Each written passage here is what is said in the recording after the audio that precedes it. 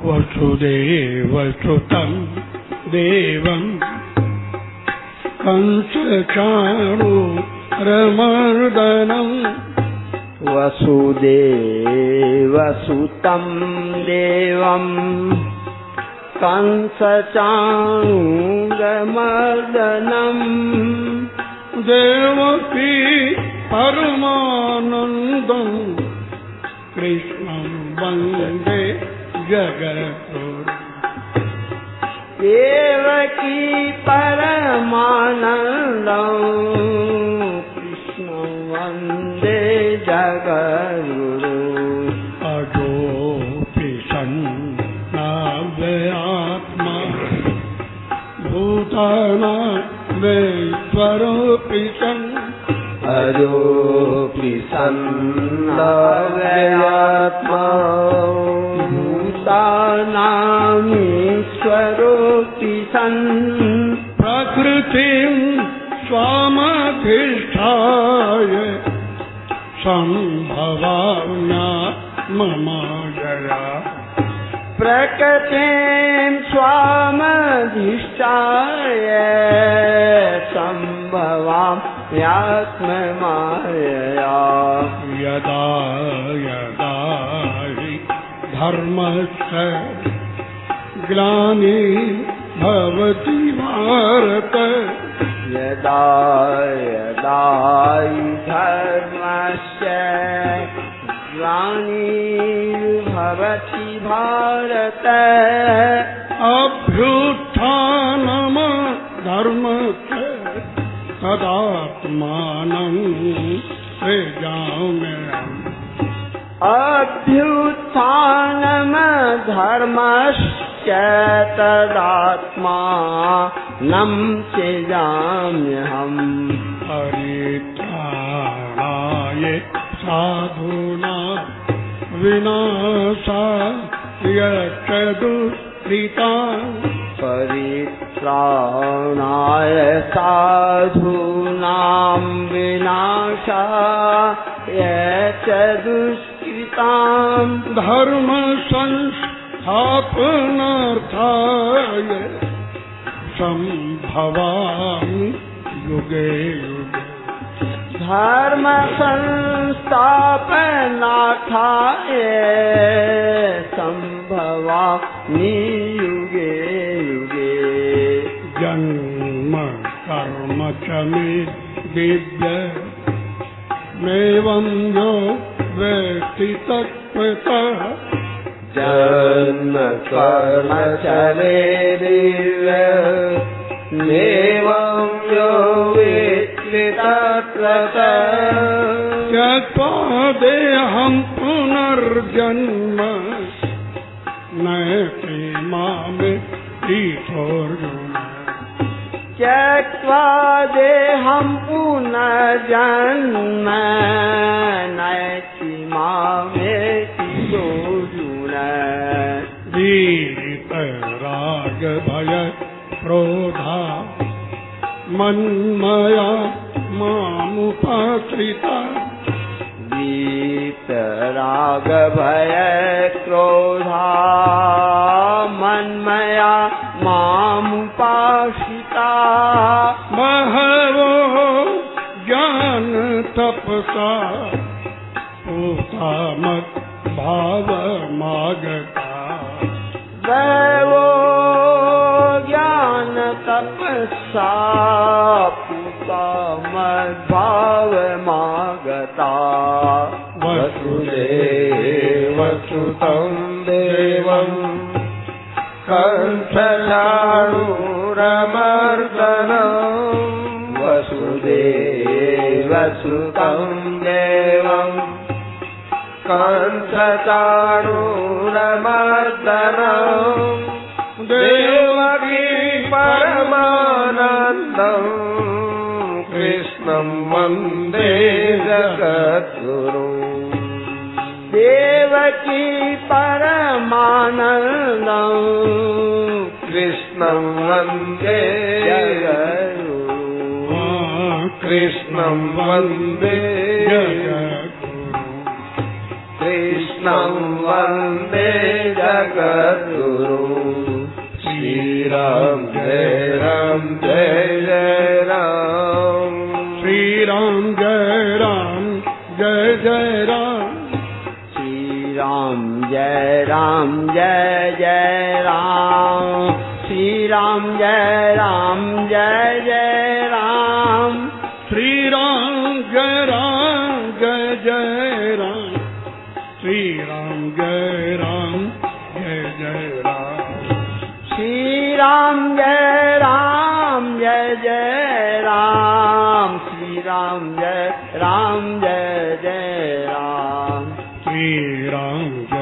राम जय जय राम। श्री राम जय राम जय जय राम।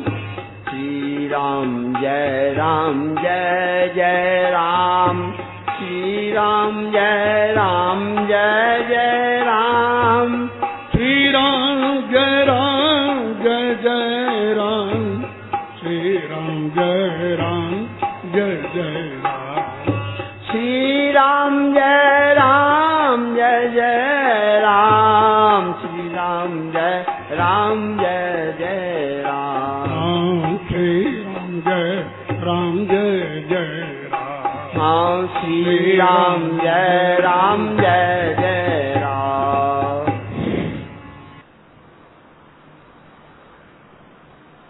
बड़े अच्छे अच्छे प्रश्नोत्तर हैं। भजन ध्यान सत्संग से और वैराग्यवान पुरुषों का संग करने से संसार के पदार्थों में दोष बुद्धि करने से तृष्णा का अभाव आप ही हो जावे।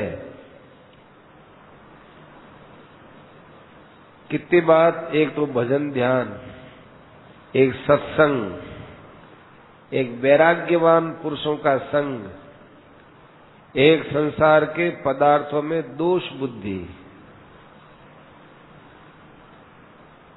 परमात्मा में प्रेम कैसे होवे?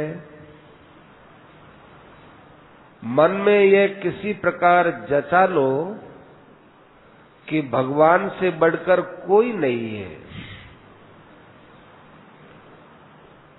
चाहे भगवान भी आकर कह देवे तो भी उसकी परवाह मत करो कि इस विषय में हम आपकी बात नहीं मानेंगे, और जो कहेंगे सो मान लेंगे। ऐसा आप पक्का ध्यान में रखें तो भगवान खुद आपसे मिलने की इच्छा रखे।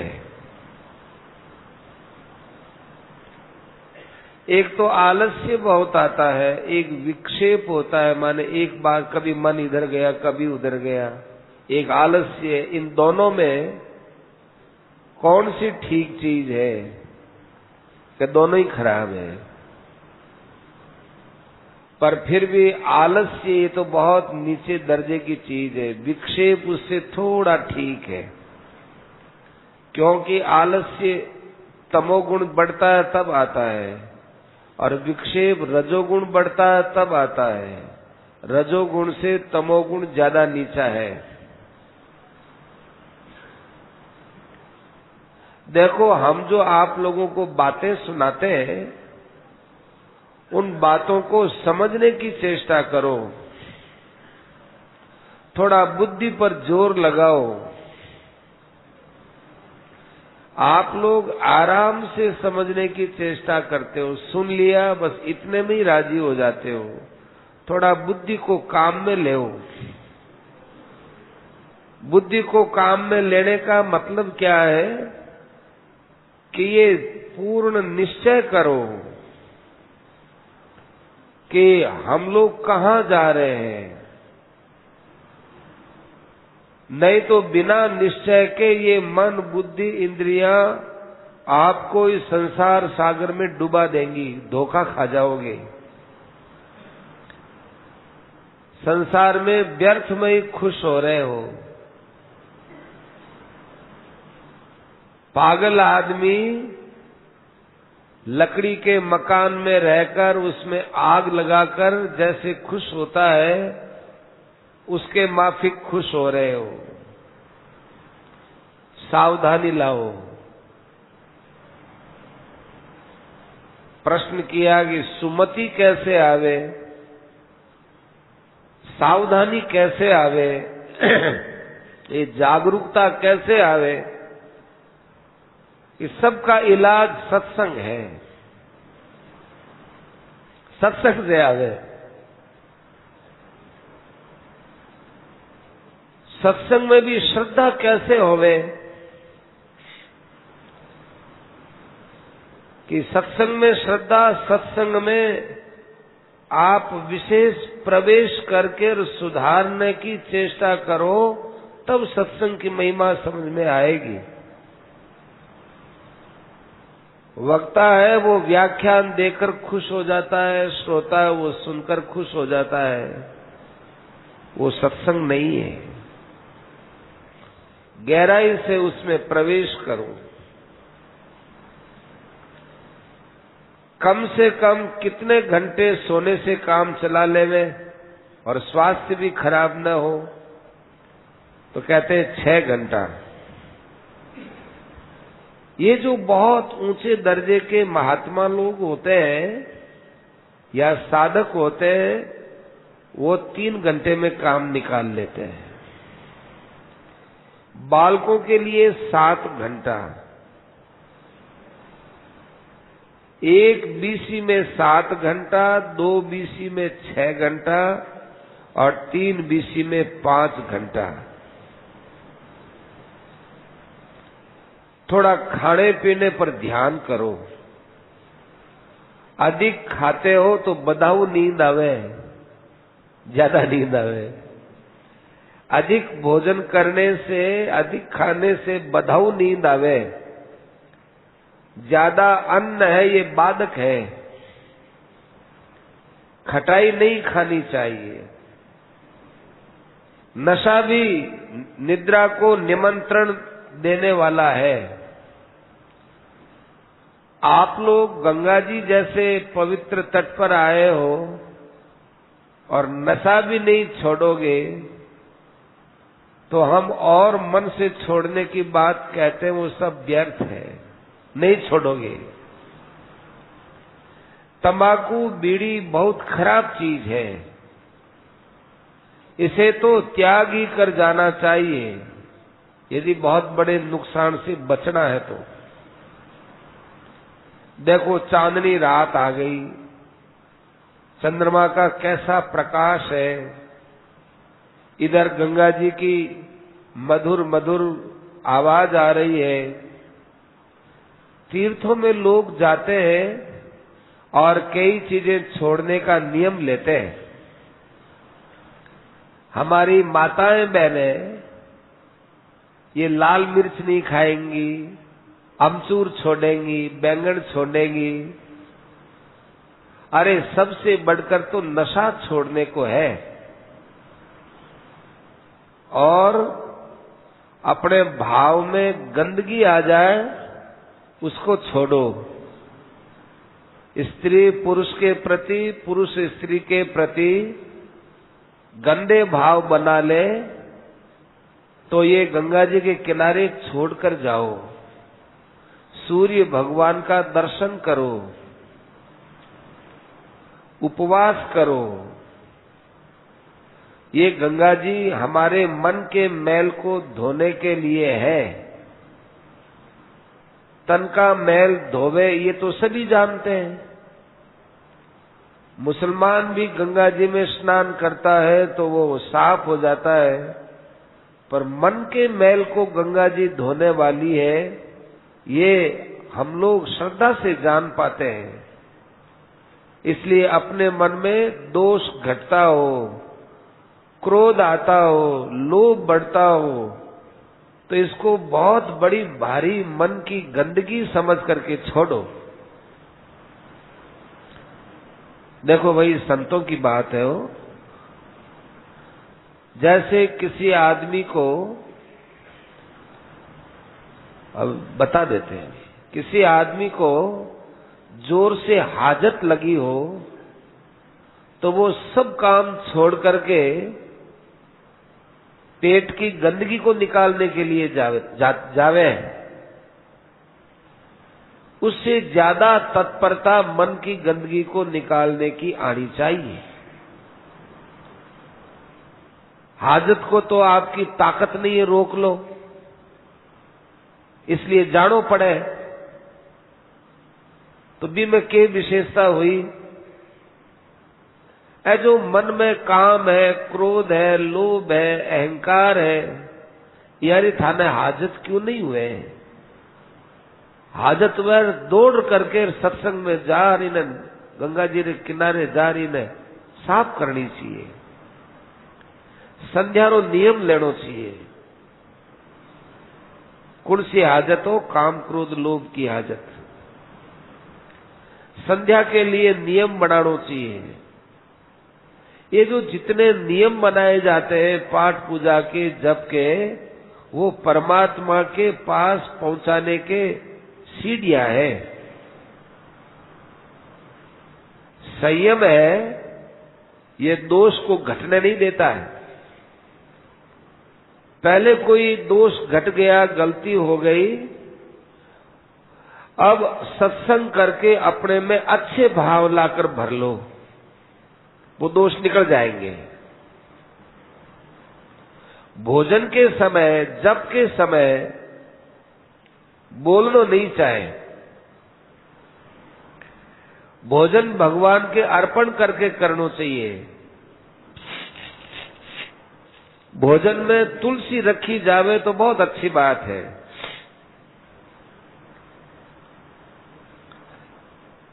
साधन भजन करना, सत्संग करना और विषयों की तरफ से इंद्रियों को हर प्रकार से हटाना, चाहे जबरदस्ती भी करनी पड़े, ये बहुत अच्छी चीज है।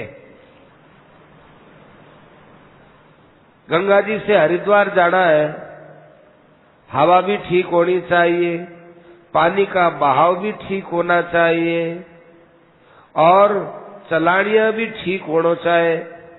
तीन चीजा मिले जना हरिद्वार जावे। ऐसे ही सत्संग रूपी तो वायु है, भजन ध्यान है, सात्विक वृत्ति है, वो प्रवाह है, प्रवाह। और संयम है, वो नौका है, आप बहुत जल्दी आराम से पहुंच जाओ।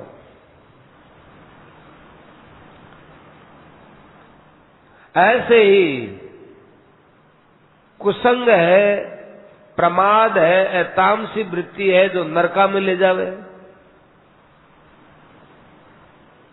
तो आपको तीन उपाय बताए, सत्संग बताया, भजन ध्यान बताया, संयम बताया, इनको लेकर के चलना चाहिए। परमात्मा दयालु है, न्यायकारी है, ये कैसे है? जो न्याय करेगा वो तो दयालु हृदय नहीं रखेगा, उस समय न्याय से चलना पड़ेगा। और जब दया हो गया तो वो न्याय कैसे करेगा? आप कहते हो परमात्मा दयालु भी है, न्यायकारी भी है, दो बात कैसे की? दोनों बात है। गंगा जी में नहाने से मुक्ति होवे, वो न्याय है। भजन करे, उसका कल्याण करे, और भजन नहीं करे, उसका कल्याण नहीं करे, ये न्याय है। भगवान के शरण हो जावे, जब भगवान अपराध की तरफ ध्यान ही नहीं देवे, और जितो आदमी अपराध करे बितो दंड नहीं देवे, आ दयालुता है। देखो ऐसी बातें मिले नहीं है सुनने। बड़ा बड़ा विद्वान भी दयालु और न्यायकारी रो निर्णय नहीं कर सके। कितनी बढ़िया बात कही। भजन ध्यान करे भी को कल्याण करे, नहीं करे भी को कल्याण नहीं करे, वो न्याय है। अपराध की तरफ भगवान ध्यान नहीं देवे, शरण में आ जावे भी नहीं, और अपराध रो दंड भी पूरो नहीं देवे, वो दयालुता है। अंत काले च मामेव स्मरण मुक्त्वा कलेवरम। ओ भगवान री दयालुता है। यम यम वापि स्मरण भावम त्यजंतम कलेवरम।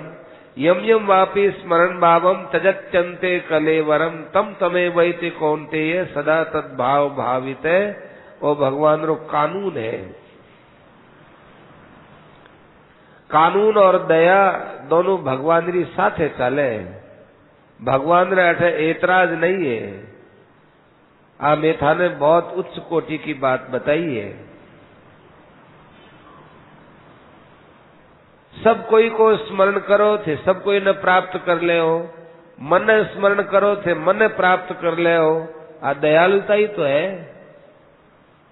भगवान सबरे साथे मिल गया। भगवान का किसी भी प्रकार से भजन करे उसका कल्याण होता है। ये भगवान की विशेष दया है। बड़ी उच्च कोटि की दया है। हमारे समझ में नहीं आती। भगवान जैसा कर्म करे वैसा फल देवे, ये कितना पवित्र न्याय है। भगवान अपना कानून भी ठीक तरह से बनाए, इसलिए उद्धार करते हैं। दया का भी पालन करते हैं, इसलिए पापी का भी कल्याण हो जाता है। भगवान और महात्मा हेतु रहित दया करने वाले होते हैं। भगवान को बुलाने की क्या चेष्टा करें, कैसे आवे भगवान। भगवान रोने से आवे, सब मिलकर रो। तो ऐसे तो रोनो आवे नहीं। आप कोई रोने री कथा सुनाओ, उत्तर देवे स्वामी जी कल कोई ऐसी कथा सुनाओ जिसमें सब रोवन लाग जावे। प्रश्न महात्माओं का प्रभाव जानने में कैसे आवे कि भगवान की दया से आवे। भगवान की दया तो है ही, ये मानो को नहीं। दया तो है लेकिन मानते नहीं हो। मान लो। कैसे माने? सत्संग से मानो, जप से मानो और ध्यान से मानो। महात्माओं की कैसे पहचाने कि ये बहुत कठिन काम है। भगवान को पहचानना सरल है, महात्माओं को पहचानना कठिन है। आप तो इतो ही पहचान कर लो कि जिसके आचरण से लक्षणों से भगवान की याद आ जाए वो महात्मा है। जैसे सिपाही को देखते ही गवर्नमेंट की याद आ जाती है, ऐसे ही जिसको देखने से भगवान की जागृति हो, बुराई के त्याग की भावना हो, वो महात्मा है। और जिसके देखने से आसुरी संपदा बढ़े और भगवान की स्मृति घटे, वहां से तो रवाना ही हो जाना चाहिए। महात्माओं का असर कैसे, किस समय और क्या क्या प्रकार से पड़ता है। महात्माओं का असर सबसे पहले हमारे पाप के नाश में लगता है, क्योंकि महात्मा के दर्शन से पाप का नाश नहीं होता तो हम महात्मा को महात्मा समझने की कोशिश ही क्यों करते। कुछ पाप का नाश हुआ है। दूसरा, महात्मा के पास रहने से ज्ञान का प्रकाश फैलता है, जिससे हमको शांति मिलती है, प्रसन्नता होती है। महात्मा का जीवन देखने से वैराग्य होता है। तो इन सब बातों का महात्मा लोग प्रभाव डालते हैं। महात्माओं में श्रद्धा नहीं करते हैं।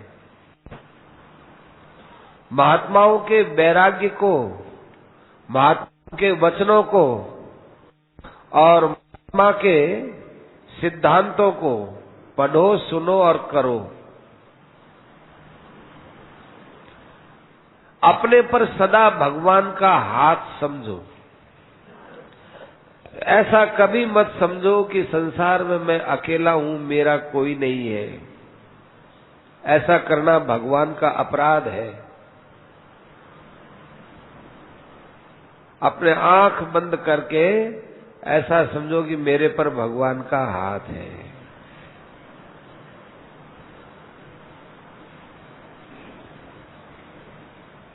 भगवान बहुत प्यार से बोलते हैं,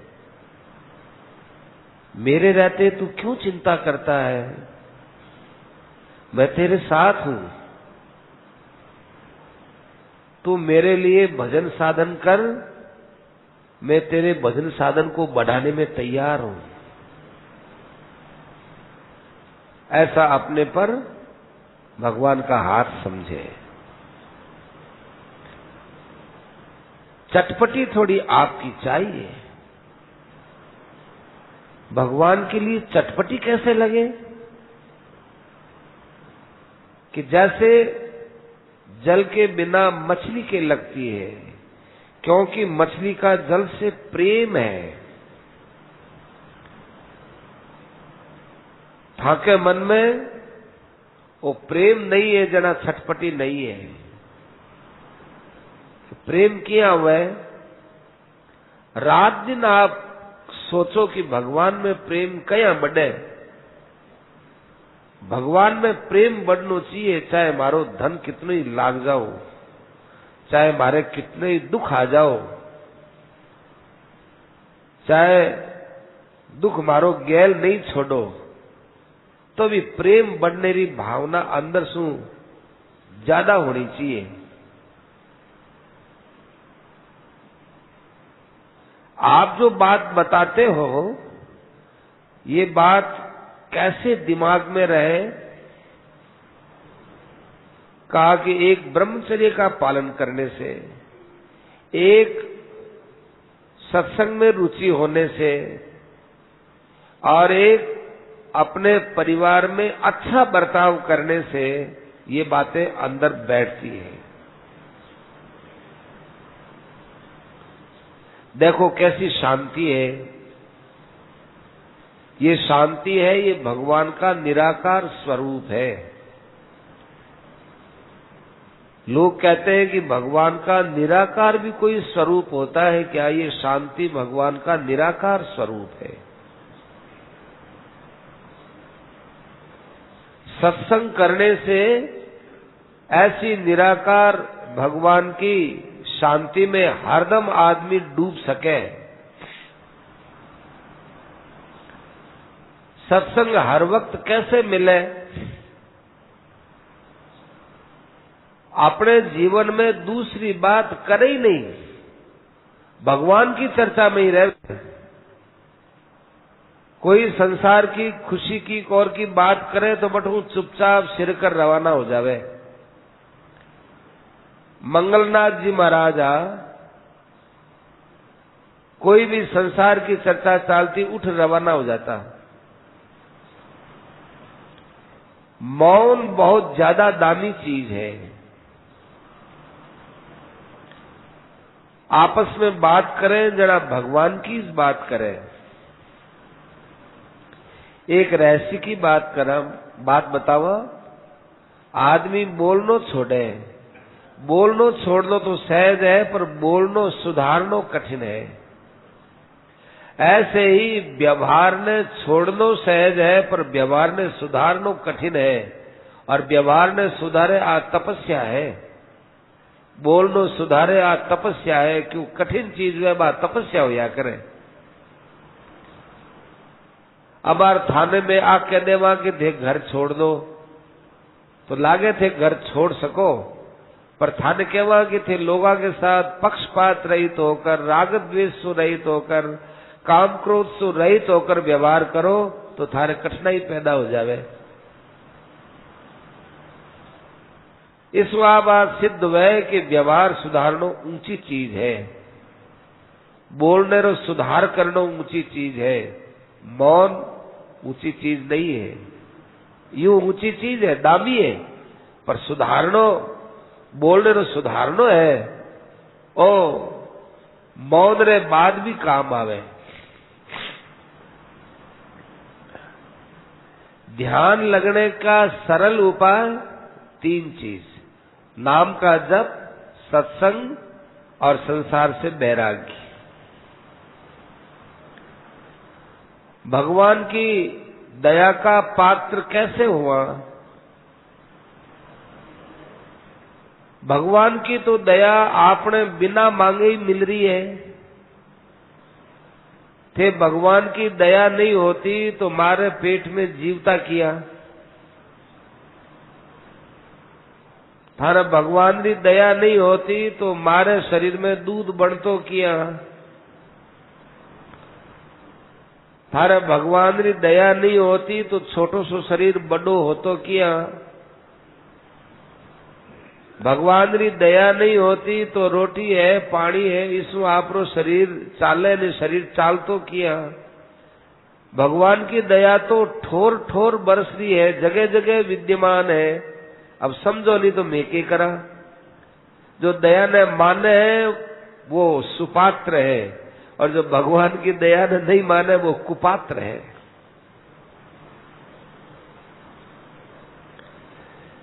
विषयों से मन को हटाकर परमात्मा में लगाना बहुत कठिन लगता है, तो प्रयत्न करया राखो। ये मन ने पकड़ पकड़ बार बार लालार भगवान में लगाया राखो। छोटो टाबर है, बिन पढ़ाणो कितो दोरो रहे। ऐसे मन तो एक टाबर के समान है, इन्हें थे जबरदस्ती से पकड़ पकड़ लाओ और भगवान में लगाओ। क्या भजन में मन घबरा जावे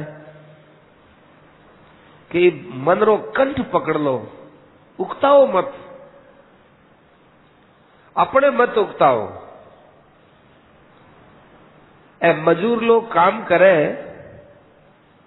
काम करते करते उगता हुआ घड़ा ही है, पर मन में समझाए कि आपने काम तो करना पड़सी, नहीं तो सिंजा ने पीसा नहीं मिलेगा।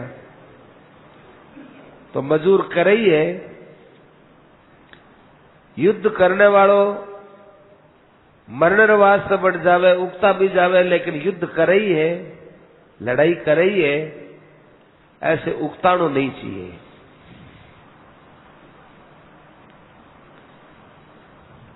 गीता जी कैसे समझ में आवे?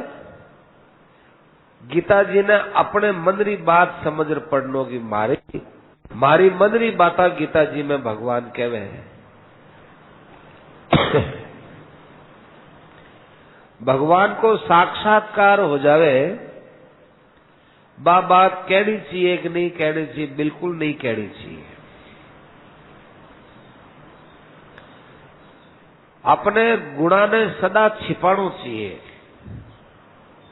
अपना दोषा ने बताणो चाहिए। अपना दोष खुलकर कह दो, परंतु अपना गुण है मैंने छिपा रखो। पर आज तो उल्टी रीत है, लोग आपके गुणा की डुगडुगी पिटावे और अवगुणा ने रुपया देर भी छिपावे। अवगुण छिप्योड़ा बहुत दुख देवे। पात्र मिल जावे तब भी अपनी बात छिपानी कि नहीं। भगवान माने मिल गया या कोई और बात जो भगवत संबंधी बात अधिकारी मिल जावे तो बट छिपानी कि नहीं छिपानी, कि छिपाने में ही फायदो है। एक राजा था, उसको भगवान की प्राप्ति हो गई। उसने डूंडी पिटाई, माने डुगडुगी पिटाई, सब जगह हल्लो कर दियो कि एक बात पूछता हूं, किसी को अमोलक वस्तु मिल जाए तो क्या करे? सब जवाब दो। किसी ने कहा तिजोरी में बंद रख दो, किसी ने कहा जमीन में गाड़ दो,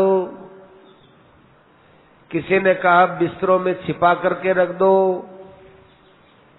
किसी ने कुछ कहा, किसी ने कुछ कहा। तो एक महात्मा ने कहा कि आपको राजन अमोलक वस्तु मिली है तो हल्ला मत मचाओ, राजा ने कहा ये बात सबसे अच्छी है, हल्ला क्यों मचावे। राजा उस महात्मा से मिलने के लिए हाथी पर चढ़कर गया। जाकर कुटिया पर हाथी से उतरा कि महाराज आपने कहा था क्या कि हल्ला क्यों मचाओ। महात्मा जी संकोच में पड़ गए कि बोला हाँ मैंने कहा, कोई कसूर हो गया क्या, मेरे से गलती हो गई क्या, हाथी लेकर आए हो, माफ कर दो भाई, हमने ऐसा कह दिया। राजा ने कहा नहीं महाराज, अब राजाओं को तो हाथी पर आना पड़ता है इसलिए आया हूं। मैं तो आपके जवाब से बहुत खुश हुआ हूं। अब मैं आपको कुछ देना चाहता हूं, जो मांगो सो मांग लो। महात्मा जी ने कहा मुझे तो कोई जरूरत नहीं है मांगने की, कि आपके कुछ काम आएगा। मेरा काम खूब आराम से चलता है, आज दिन तक काम चला, अब भी काम चलेगा। नहीं, आपको कुछ मांगना होगा, मैं देना चाहता हूं और आप मांग लो महाराज, मेरी लाज रह जाएगी। जो मांगूंगा सो दे दोगे? हाँ महाराज, ज्यादा से ज्यादा राज्य मांगोगे तो आप जैसे महात्मा को राज्य देकर मैं तो निहाल होऊंगा ही, प्रजा भी निहाल हो जाएगी। महात्मा जी बोले कि अब मैं आपसे मांगता हूं कि देखो राजन, तुम मेरे पास आना नहीं और तुम मुझे अपने पास बुलाना नहीं, क्योंकि तुम मेरे पास आओगे तो लोगों में मेरा परिचय बढ़ेगा। ये परिचय बढ़ना है, ये साधु के लिए साधन भजन में डंक, बिच्छू के डंक के समान है। और आप मुझे वहां बुलाओगे तो मेरा आदर करोगे, मान करोगे, तो ये मान सांप के समान है, ये बांध देगा हमको। इसलिए आप तो आना नहीं, हमको बुलाना नहीं, और मुझे जरूरत पड़ेगी मैं अपने आप आ जाऊंगा, मुझे जरूरत पड़ेगी नहीं। इसलिए महात्मा लोग हैं, वो कभी भी ऐसा नहीं कहते कि मुझे ऐसे दर्शन हो गए, मैं ऐसे भगवान को प्राप्त हो गया, ऐसा हो गया, वैसा हो गया, कुछ कहते नहीं है। वो इतना कहते हैं कि ऐसा साधन भजन करने से भगवान मिलते हैं, इसी बात को हमें श्रद्धा पूर्वक देखनी चाहिए। हमको तो सबसे बढ़िया बात ये लगती है, ये संसार की सब आफत है, ज्यादा संसार के पछड़े में मत पड़ो। कई उत्सव वगैरह होते हैं, हमको बुलाते हैं, हमारा जाने का मन नहीं होता। ब्याह शादी में भी पहले से ही जी घबराने लग जावे, मैं तो जट है हाँ बटे ठीक है। मनुष्य जीवन अमूल्य है, संसार का कोई शेष रहा हुआ काम मरने के बाद लोग कर लेंगे, लेकिन भजन ध्यान का काम हमारे मरने के बाद कौन करेगा? सावधान होना चाहिए। राम राम राम राम राम राम।